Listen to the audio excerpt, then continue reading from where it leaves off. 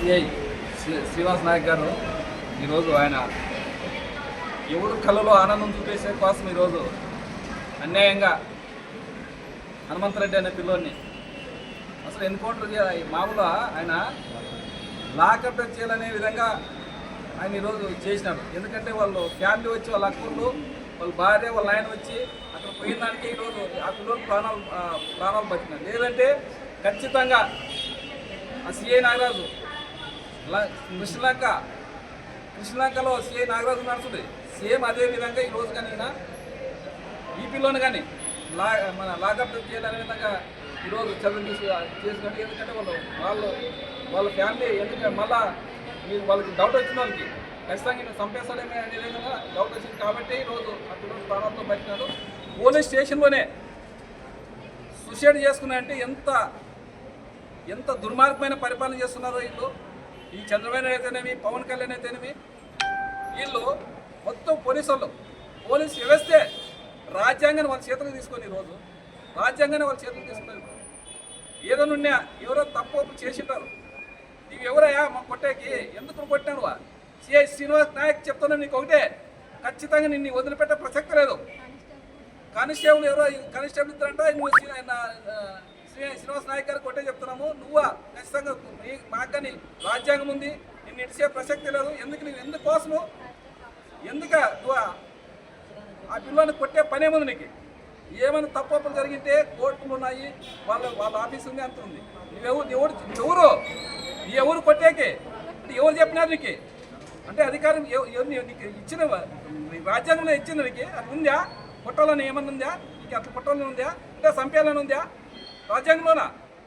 ప్రతి ఒక్క నువ్వు ఆయనే కాదు ప్రతి ఒక్కరిని ఏదైనా కానీ కేసులు ఏదైనా వచ్చినా కానీ భార్య భర్త కొట్టానే ₹1,00,000 అంటుంది నీకు.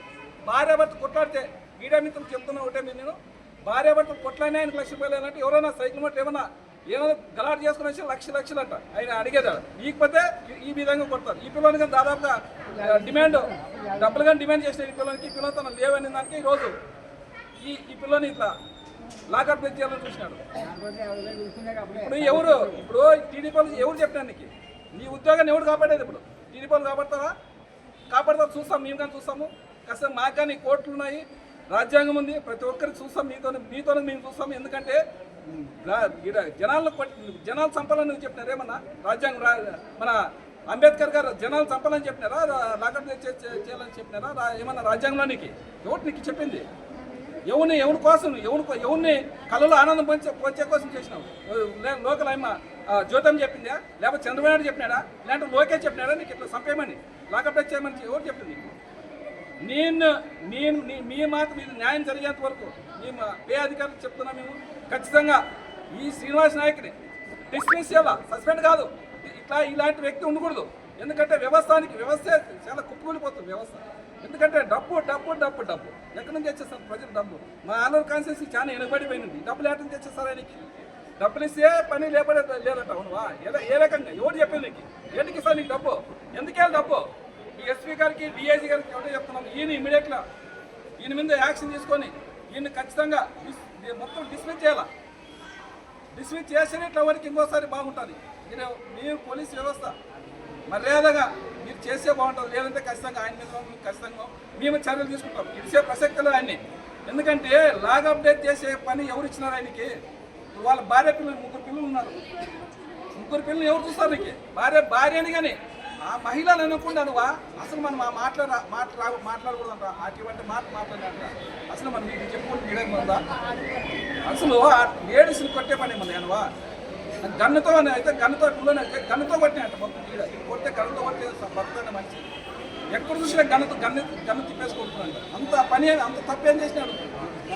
ఎందుకు క్వార్టర్స్ తీసుకుపోయి కొట్టే పని? ప్రైవేట్ ప్లేస్కి ఎట్లా తీసుకుపోతాను?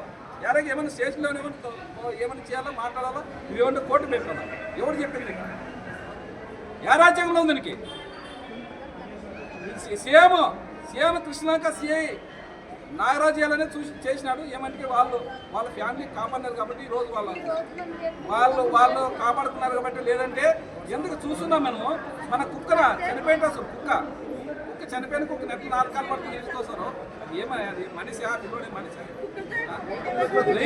వాడు ఆ పిల్లోడు ముందు తాగిన నీ అలా మడసంగి తీసుకొని వెహికల్ చేసుకొని హాస్పిటల్కి పోయి తీసుకెళ్ళి వాళ్ళు మహిళలు అడుగుతుంటే ఏమంటారంట వాళ్ళ మీద మీకేం పని అని వాళ్ళు అసలు దుర్భాషలాడి మనం మాట్లాడుకుని మాట్లాడుతున్నారు మహిళలు సీరియస్ చెప్తాడు ఎవడన్నా మహిళలకి మహిళలకు రక్షణ ఉందా పోలీస్ స్టేషన్కి ఎందుకు వస్తారు పోలీస్ స్టేషన్ ఎందుకు పెట్టారు రక్షణ కోసం పెట్టారు పోలీస్ స్టేషన్ ఏదైనా కానీ పోలీసు వాళ్ళు ఉన్నారనే ధైర్యంతో ఇప్పుడు ప్రజలు తిరుగుతున్నారు ఇప్పుడు పోలీస్ స్టేషన్